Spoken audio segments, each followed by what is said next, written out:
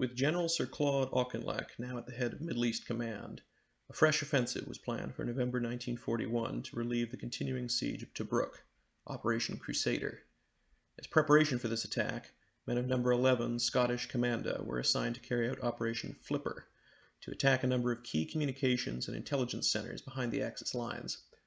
One of their targets was the supposed headquarters of Lieutenant General Erwin Rommel at Beta Litoria. On the night of the 14th of November, 28 men, led by Lieutenant Colonel Geoffrey KEYES, just 24 years old and who had signed up for the Army when the Navy rejected him due to his eyesight, were deposited ashore from the submarine Torbay, captained by Commander Anthony Myers. We'll see more of him later.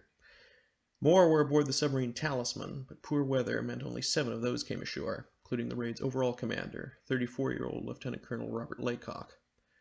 With barely half the men that the force was supposed to have, the commandos proceeded anyway, as Lieutenant Colonel KEYES and his men marched almost 20 miles to Beta Litoria, reaching it 3 days later.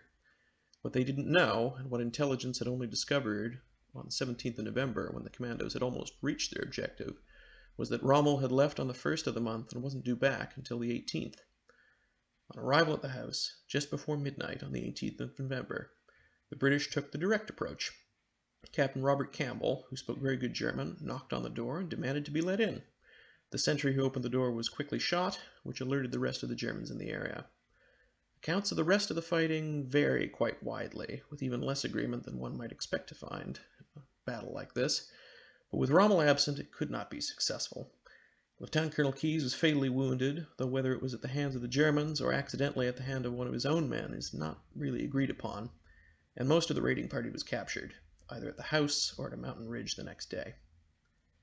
Lieutenant Colonel KEYES, as well as the other men who died in the attack, were buried at a nearby cemetery on the orders of Rommel. Reportedly, when he found out what had happened, he took great offense to the suggestion that the British thought his HQ was 250 miles behind the front line. Although this was not a great start to the November offensive, to put it very mildly, the attack began as planned on the 18th of November. More on that in a couple of days' time.